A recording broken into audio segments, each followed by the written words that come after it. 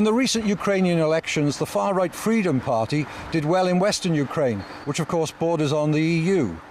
European Jewish groups have expressed concerns about support for far-right groups throughout Europe.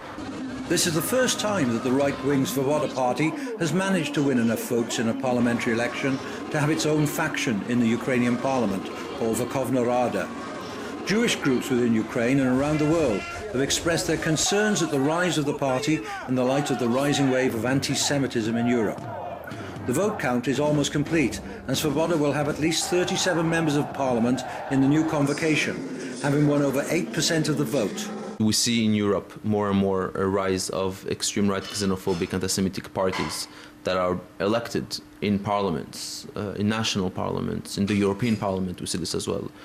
In Sunday's elections in Ukraine, of course, we respect the wish of the Ukrainian people and how they voted and how they would like to see the next parliament, the next Verkhovna Rada, being composed. But there are some components, fractions and fragments of some people that have background anti-Semitic verbal expressions and actions.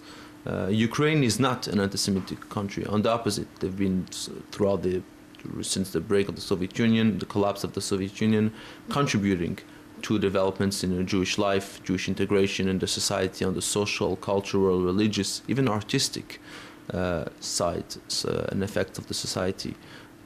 Most recently, in the Dnipropetrovsk, they inaugurated the largest Jewish community center in the world, 35,000 square meters, the Menorah Center, and we see that clearly there is a vibrant Jewish life in Ukraine, 500,000 Jews.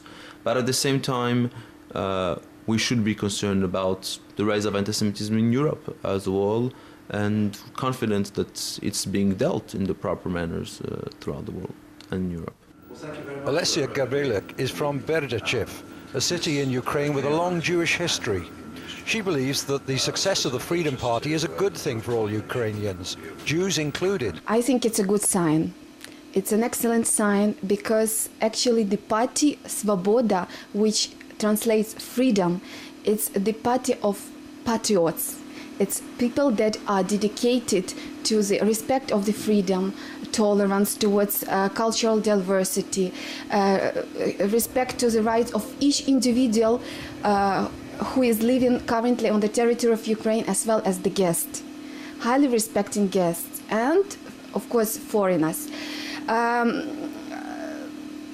I think it's a good sign, and I wish that they would be growing even further, and one day they would be the leading party of our government, because then we would prove that we are a European country.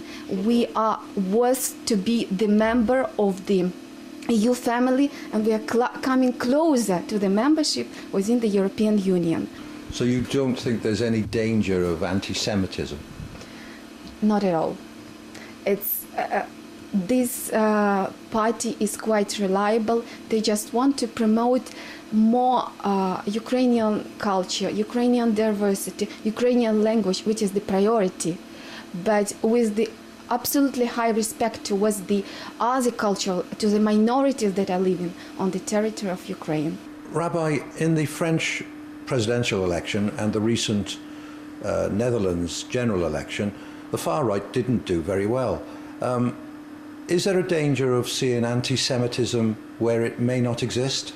The Prime Minister of Israel said yesterday in Paris that we are facing a new type of anti-Semitism in France, in Europe and in the world, which is an anti-Semitism that is coming from very dangerous quarters.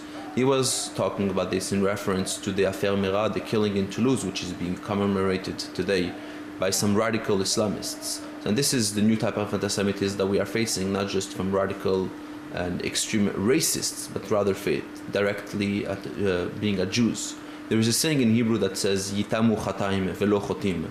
The sins have to repent. It doesn't say the sinners.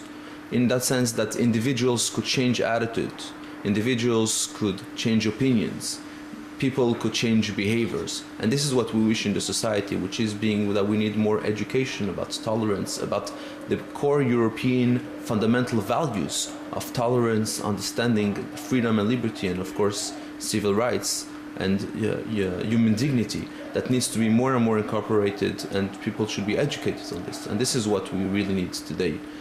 When we see this in the Ukraine as well, I was suggesting 2 weeks ago in the Dnipropetrovsk, in the new Holocaust Museum, that all members of parliament that are elected and also all the people running for political office should be visiting the Holocaust Museum, because it's not just a Holocaust Museum, but it's a museum of the history of the Jews in Ukraine.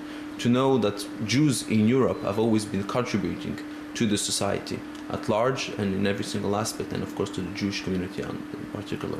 So the message is we really must be ever vigilant against intolerance and anti-Semitism, whatever its source. Colin Stevens for JN1 in Brussels.